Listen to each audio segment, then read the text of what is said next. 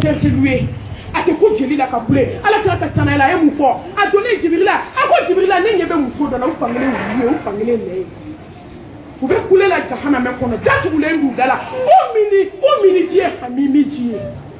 billahi jumu ke law to le ulu kasa o jifa le nyo aka fo sense o de be ka jo dala kalama akwala kira ni manto la ban chama yede ako kinya be nyomo minu nyese ko e dongu dala de ko munu kere nga ko ya na me ni kala o jonti bolo keta so ma ka so ha arajuma na kala ka basumu fu ba ko subu le bulu ni lafia ne ba ma ti ala sota woni be ni no godi billahi be tibe fa ni na de ni no godi mutma'inna aw ni mo so wani ni to mutma'inna iti ala kuta ita do akutala ibesra hali ni zo na farati la ibesra ngai ma ante sa du munya ni de nogora ka fola posta me mtuka ke ala ke ka teme tembe ka dio ko ide nga ko mana se nuna na avalizi ke me ka da fo hey min bete ta ne de nkule ne be da sharia ka da ro ay ko ke hakela hali ku lo be te bulu le ida bu wari ka mu kalama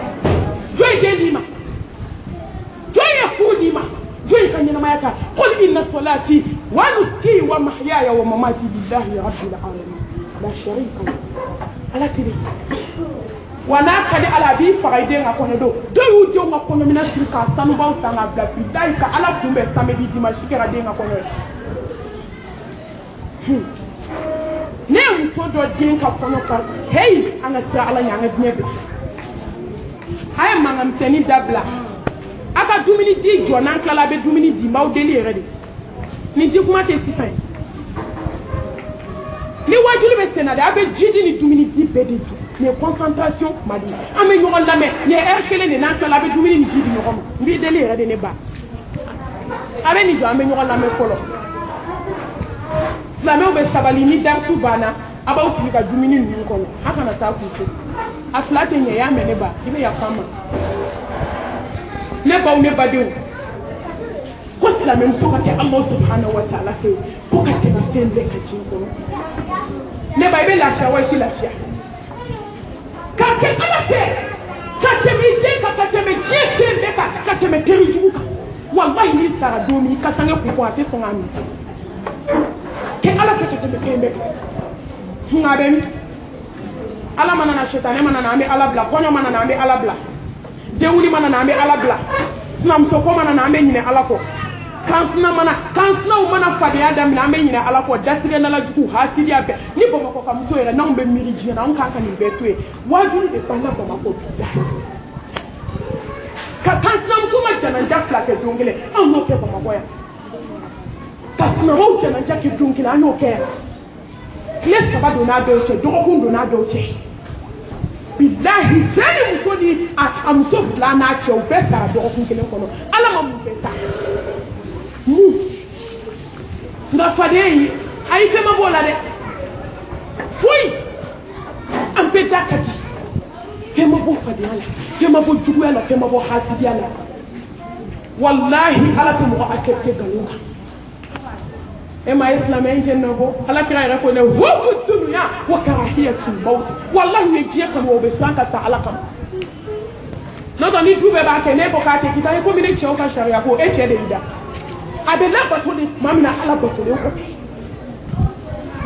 ni chego ko sharia ko ka dula da la ha jodo ala bi ti nyinga e chede ida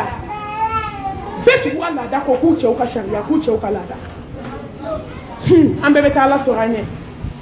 kana sra anga sra ala nyawa anga ke ala de feka teme tembeka sra même so ika jiyo koko ala bla nyema ko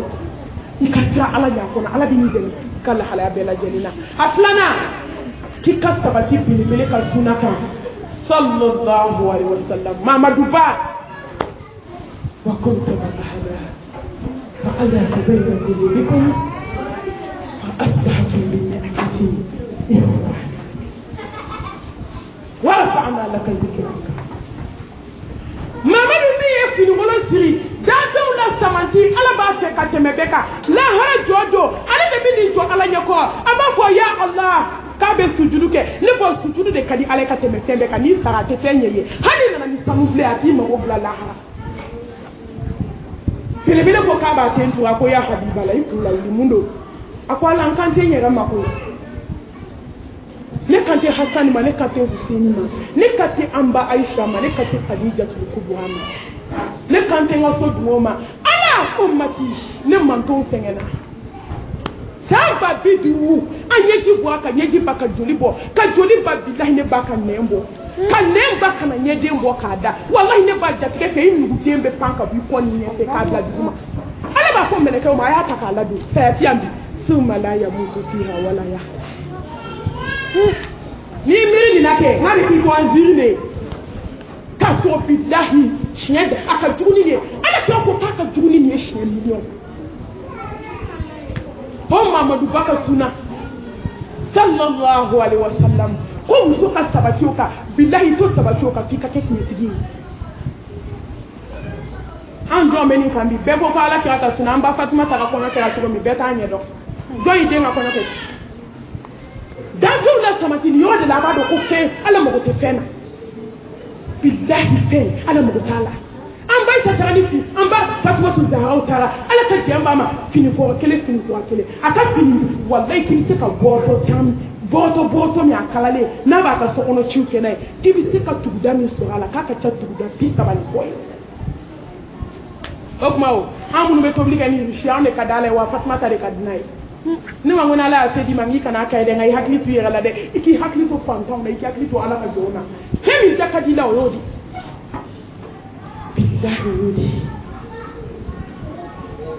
ala ki attention la samanti après fini le sira ko la choupe ki jo kongo bolo on be ka shedu on be ka tuluba do amba etage ba na klimba ko bidan sira ka joko fla se li choupe donc hali ko ne hijibudu wa maseka dusu mamadu kuli jo ka ko ne jibishu ni ki be maye ko male ni mo tekele ako afo ako kala muke la tigi koli ma la tigi ki sente aljina kola billahi ne ben sisin yo ka parce que jahadu muso chama sira ki su ba denga ko do na wali chemu be ulubo am camera mi be ka filmer zimara mundo wa fu ba fu dala mal mato keleni amase ko de dabla ko da ko mi kono do ka ampari ka sanu ba mundo kan si amase ko dabla ni wali chemu nyakamine la haram ta ko ala ka amase ko dabla ante saka ni kene wa ala ti to accepter woni kira sta me da fale de mai mo bi bo rezo la pe u ba ki ku lo de mai fu ba fo aka ko mai be kafria aka wa bi mi ka ko mai ki be be kafria ka dama teme mo ne bo dama teme be ni tigero ala ka ko ko be ni sa fe fo mi na jinya kono bi le ko mu na nyen to ko ala ka dinela ko mu na ne to hali mu man kala be kashi amma islamic mon balu sato nyeji be du kulo kono mu be ka ni sa de kashi ka so ko we ko innal ladina qalu rabbuna allah ngaw ni sa o ba mi ke kana nga juble kuma ta njuguma ke lawma wa billahi yeko ko ke nya kono istato abe na television idem so ko nyodo anya kanu ba mu ndo de ka ke yira bani kuma ba foy ani kuma da matan fo na kala tan kuma ajeli ngara mu ndo le ndi kuna abe na television nya ko